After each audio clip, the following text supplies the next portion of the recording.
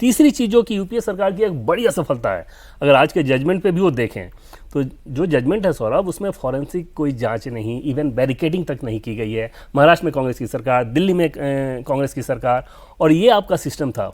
और अब अगर अमित शाह इतने सालों बाद वो सारे क्रिमिनल जस्टिस सिस्टम को, एविडेंसेस को कैसे आप फॉरेंसिक एक्सपर्ट के द्वारा जांच करेंगे, ये सारी व्यवस्था कर रहे थे, उस पर भी आपको एतराज़ था।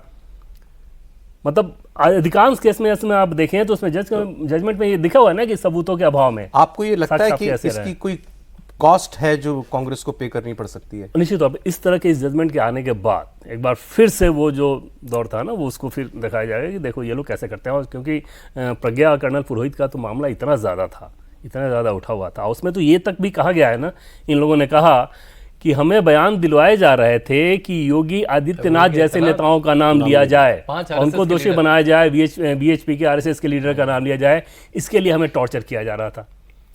तो उस तरह के बयान अगर आ रहे हो और कोर्ट का जजमेंट जब ये आ जाए तो समझा जा सकता है कि पॉलिटिकली तो ये कांग्रेस के लिए बड़ा मुसीबत भरा है, अपोजिशन के लिए बहुत मुसीबत भरा होगा। और उसके चलते उन नेताओं की आज चुप्पी के आप उस पर बोल नहीं रहे हो। तो आज एक प्रेस कॉन्फ्रेंस बस यहीं तक बीजेपी इसको खींचेगी, आपको लगता है? नहीं, बीजेपी करेगी इसको। तो आप सोचिए ना कि पार्टी के हिसाब से जो उनके अभी सबसे बड़े फेस हो सकते हैं पार्टी में, सरकार के मंत्री की बात नहीं कर रहा हूँ, पार्टी की बात, रविशंकर प्रसाद को सीधे आगे किया जो एडवोकेट भी हैं, और वो लगातार अब आप आगे देखेंगे कि बीजेपी इस नैरेटिव को बहुत आगे लेके जाएगी। चली रही है। नहीं, अभी तो प्रधानमंत्री जब चुनावी रैली बिहार में होगी, सब जगह होगी, तो नैरेटिव बनाने में तो सबसे बेहतर वक्ता हमारे प्रधानमंत्री जी हैं।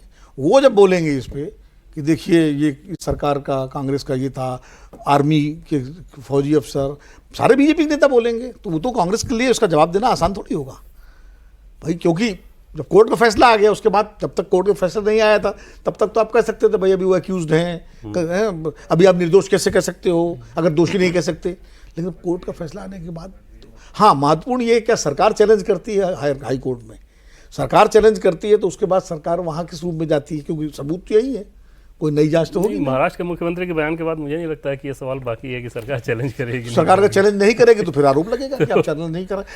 आप मुंबई ब्लास्ट को वाले में चैलेंज कर रहे हो सुप्रीम कोर्ट में, और इसको चैलेंज नहीं करोगे तो फिर तो ये सवाल उठेगा कि आप चैलेंज नहीं कर रहे। एनआईए जांच की और बात कहें कि गो स्लो कहा भी गया, गो स्लो कहा गया होगा, एक मिनट के लिए आपकी बात मान भी कोई ले, एविडेंस को खराब करने के लिए तो नहीं। एविडेंस तो वही है ना जो आप लोगों ने इकट्ठा किया। उस टाइम कांग्रेस की सरकार थी दोनों जगह, क्या एविडेंस इकट्ठा किया गया था, और उसको पूरा अगर पढ़े जजमेंट तो आपको समझ में आएगा कि किस तरीके से एक केस बनाने की कोशिश की गई थी।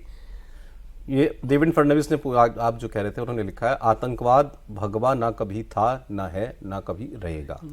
मगर केस एनआईए का है तो मतलब ये तो दिल्ली को तय करना है कि इसमें आगे जाया जाए कि ना जाया जाए। खैर ये देखने वाली बात होगी। अब राहुल गांधी का बयान खूब घुमाया जाएगा। राहुल गांधी का कोई सीधा स्टेटमेंट नहीं था इस पर, राहुल गांधी को कोट किया गया था, और विकीलीक्स ने राहुल गांधी की बातचीत 2009 में तब के अमेरिकी राजदूत टिमोथी रोमर के साथ वो उजागर कर दी थी 2010 में, जिसमें कथित तौर पर राहुल गांधी ने यह कहा था कि भारत के लिए सबसे बड़ा खतरा कट्टरपंथी हिंदू समूहों का बढ़ता प्रभाव हो सकता है, जो मुस्लिम समुदाय के साथ धार्मिक तनाव और राजनीतिक टकराव पैदा करते हैं। आगे उन्होंने ये भी कहा था कि लश्कर तैयबा जैसे इस्लामी आतंकवादी समूहों से भी बड़ा खतरा भगवा आतंकवाद है। ऐसा उस विकीलीक्स ने ऐसा क्लेम किया था। तो ऑब्वियसली कांग्रेस ने कभी इसको ठीक नहीं बताया है। सोनिया गांधी जी का भी नाम जो है इसमें लिया जाता है, जिस प्रोग्राम में, पार्टी के प्रोग्राम में सुशील कुमार शिंदे ने यह बात, जयपुर अधिवेशन था कांग्रेस का जी, उसी में उसी अधिवेशन में बैठी हुई थी, जयपुर का था, ठीक है, उसी अधिवेशन में राहुल गांधी को उपाध्यक्ष बनाया गया था। और सोनिया गांधी ने सुशील कुमार शिंदे के बोलने के बाद सीधा भगवा आतंकवाद शब्द नहीं प्रयोग किया, लेकिन उन्होंने आतंकवाद के सभी रंगों की आलोचना की थी। और उसके बाद एक बिजनेस स्टैंडर्ड ने एक हेडलाइन छापी थी, सोनिया टारगेट सैफरन टेरर। क्योंकि सब क्लोज डोर होता है। देखिए उस समय सोनिया गांधी के जो स्पीच राइटर थे वो एक समझदार नेता थे कांग्रेस के, तो उन्होंने सभी रंग कर दिया था, बजाय ये कि भगवा रंग करें, हरा रंग करें, तो उन्होंने सभी रंग करके उसको थोड़ा, लेकिन मंशा वही थी ना, लेकिन डाइल्यूट कर दिया था, डाइल्यूट कर दिया था। मतलब ये समझदार, वो एक सतर्क नेता, सतर्क नहीं, वो सोनिया जी तो सतर्क थी, वो जो स्पीच राइटर नेता थे वो भी बहुत सतर्क, बहुत परिपक्व नेता थे कांग्रेस पार्टी के,